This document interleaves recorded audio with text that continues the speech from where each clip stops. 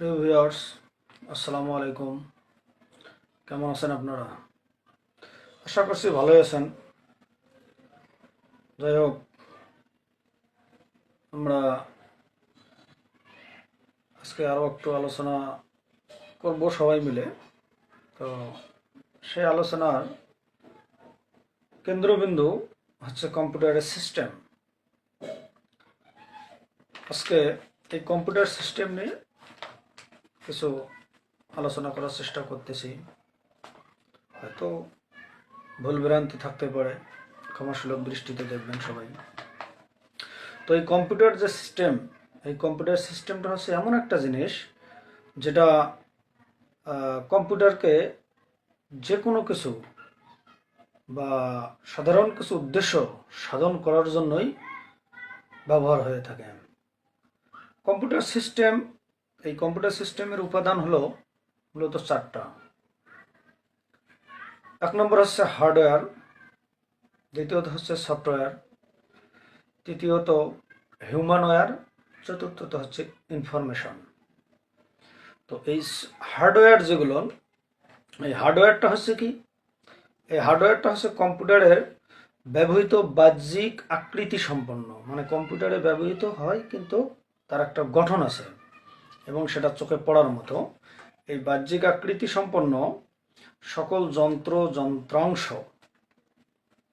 এদেরকেই মূলত হার্ডওয়্যার বলা হয়। অর্থাৎ যে সকল দৃশ্যমান বস্তু কম্পিউটারে ব্যবহার করা হয় সেগুলোই হচ্ছে মূলত হার্ডওয়্যার। কম্পিউটারে যে সকল হার্ডওয়্যার ব্যবহৃত হয় এগুলোর মধ্যে যে সকল যন্ত্রাংশ রয়েছে এদেরকে মূলত তিন ভাগেই ভাগ করা যায়। একটা হচ্ছে ইনপুট ডিভাইস, একটা হচ্ছে আউটপুট ডিভাইস, আর একটি হচ্ছে সিস্টেম ইউনিট।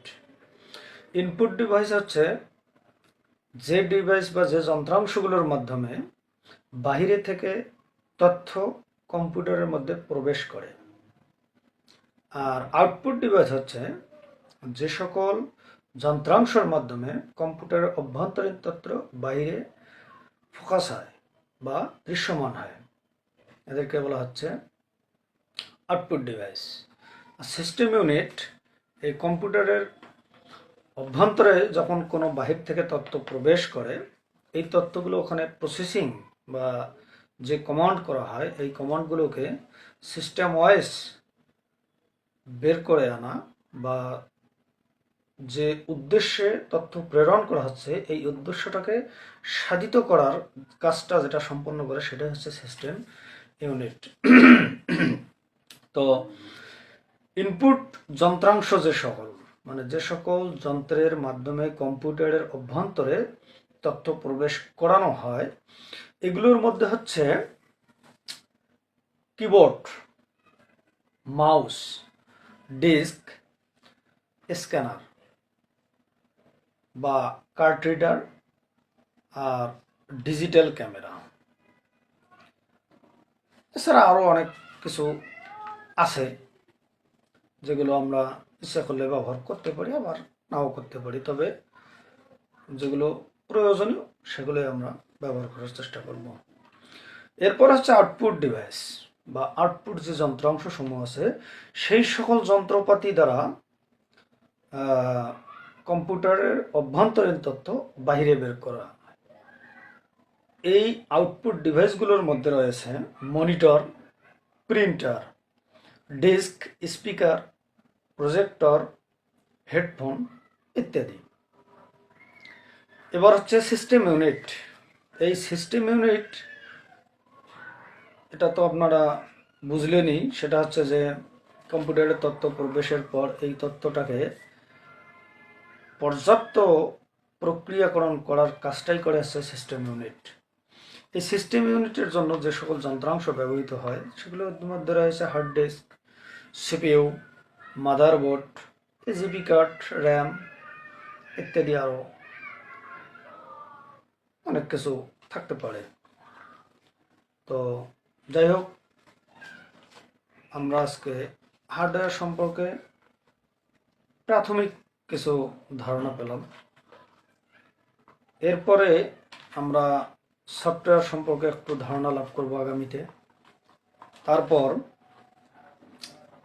আমরা কম্পিউটার অন অফ করা শিখব। তারপরে কম্পিউটার অন করার পর আমরা মূলত যেটা উদ্দেশ্য আমার, সেটা হচ্ছে যে প্রয়োজনীয় একটি সফটওয়্যার যেটা আমাদের সবখানেই কাজে লাগে, সেই সফটওয়্যারটা সম্পর্কে একটু আলোচনা করা আপনাদের সঙ্গে। সেই সফটওয়্যারটা হচ্ছে MS অফিস, যেটাকে আমরা মাইক্রোসফট অফিস বলি। সুতরাং সফটওয়্যার সম্পর্কে আমরা একদিন জানব, তারপরে অন অফ করা সম্পর্কে ভালোভাবে জানব। জানার পর আমরা MS অফিস এর ভিতরে যে সকল অ্যাপ্লিকেশন রয়েছে, এই অ্যাপ্লিকেশন সম্পর্ক বা এই অ্যাপ্লিকেশনগুলো নিয়ে আমরা পরবর্তীতে আলোচনা করব। তো ভালো থাকবেন সবাই। সবাইকে আবারও ধন্যবাদ। সবাই আমার জন্য দোয়া করবেন। আসসালামু আলাইকুম ওয়া রাহমাতুল্লাহ।